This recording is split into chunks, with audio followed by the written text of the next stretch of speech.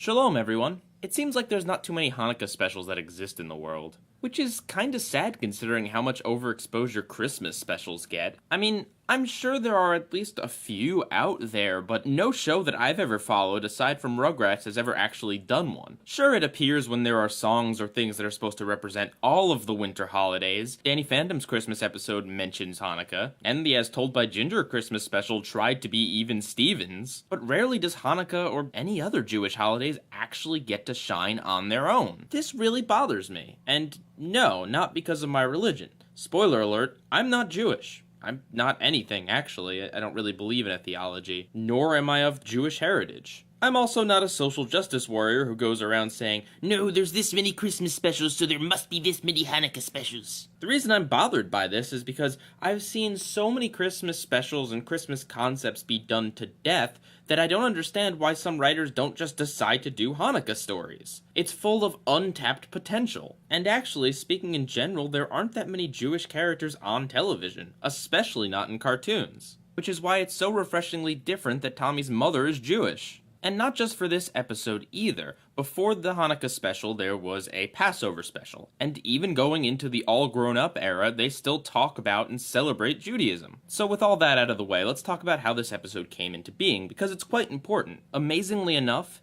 it was the Nick executives that came to the Rugrats crew and asked them to do a Hanukkah special.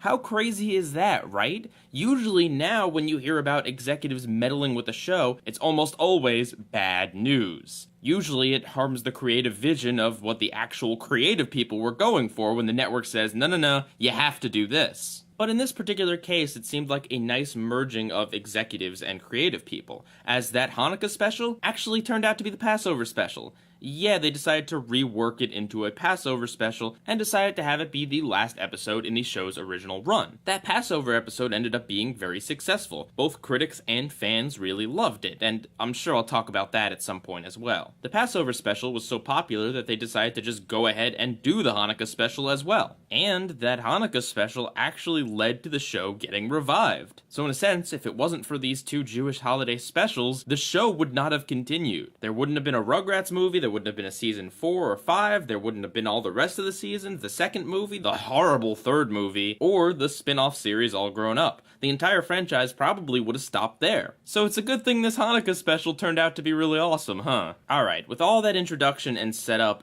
done, let's talk about the episode itself. The first thing I notice about it is how great the animation is. There's a lot of shadows, there's very few, if any, animation mistakes. The camera angles are dynamic, and they use such advanced techniques such as racking focus, which isn't seen that often in animation. I actually like the animation here more than I like it in the Rugrats movie, though that's probably because of that movie's stupid muted color palette. It makes sense that this would be particularly well animated, considering this was the only episode they had to work on for like a year and a half. So the episode is kind of split into two parts. There's the story that's happening with the Rugrats, where the babies are all going to see a play at the synagogue that's being put on by Grandpa Boris, and they think his co-star and childhood rival is the meanie of Hanukkah, and has it out for Grandpa Boris. Meanwhile, Angelica is trying to find a television in the synagogue to watch her Cynthia Christmas special, and Stu is trying to make some pyrotechnic contraption for the Hanukkah play. Then there's the parts that are a retelling of the story of Hanukkah with the Rugrats characters, and I think it's quite clever that they split this up. It would have felt a little bit much and in your face if it was just, here is the story of Hanukkah with the Rugrats in it. It's good that they have some classic Rugrats stuff in there to make it feel more natural and less forced. And the fact that there's so much going on with the characters means that you will never get bored with this special. There's no low points in it. Heck, I even really sympathize with Angelica's plight to find a TV to watch her favorite Christmas special, as I too remember getting stuck at holiday parties when all I wanted to do was watch my favorite Christmas episodes on TV. This episode also does a good job of combining the kids stuff with the adult stuff. Kids will be entertained by the Rugrats' antics and trying to get the meanie of Hanukkah to be nice to Grandpa, and adults will appreciate the actual conflict between Grandpa and his rival Shlomo, because as it turns out, Shlomo actually has kind of a sad backstory, and of course this leads to a very sweet moment towards the end. And I think the story of Hanukkah here is well told, especially for a child-friendly audience. Granted, this is the only place that I've actually learned about Hanukkah, so I don't know if it's horribly inaccurate or not correctly conveying things, but I feel like I learned a lot from it. And what's cool about the story is that not only does it explain Hanukkah to the kids, it also explains Hanukkah to those of us who don't celebrate it. And in that way, it's very clever. Because while, yes, the special is very much covered in Judaism and Judaism practices, it never feels uninclusive. It never feels like, here is something that these people do and you're an outsider looking in. The genius of the special is that it really pulls you in and teaches you and makes you feel like a part of Jewish culture, without sacrificing what it is.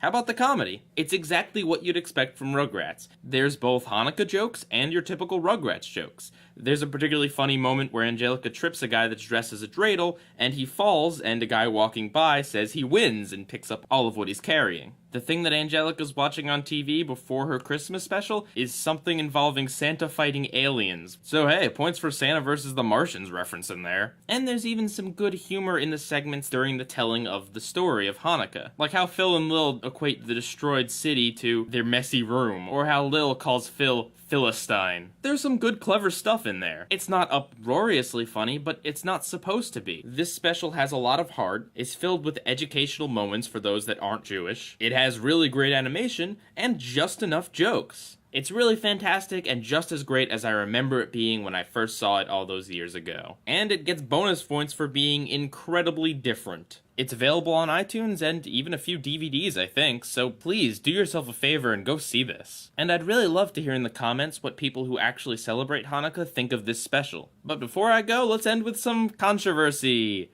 Yay! So, you know how I said that Rugrats was progressive in being one of the rare instances of having a Jewish main character that practices Judaism, and is a cartoon at that? Well, this show was attacked by the Anti-Defamation League because apparently Grandpa Boris is racist. Yeah, they claim that his design was based off of anti-Semitic drawings from a 1930s Nazi newspaper. Now, I know my opinion doesn't mean much because I don't practice the faith, nor am I that familiar with Nazi propaganda, but the president of Nickelodeon at the time, a Jewish person himself, basically said that that accusation was crazy. And I'm inclined to agree, because I can't find any actual pictures to back up this claim. And also, even if by some chance it just so happened that the character design looked similar to the racist caricature, I'm sure it was not intentional in any way. Apparently, though, this did lead to a minor change in Boris's character design. Starting with a Rugrats Hanukkah, his eyes are no longer just dots and are now full eyes. Which shows that even if they weren't racist in the first place, and these are crazy accusations, they still care enough to not want to offend anyone. And with that, have a happy Hanukkah, or a happy Chanukah, as Angelica would say. Pie Guy rules.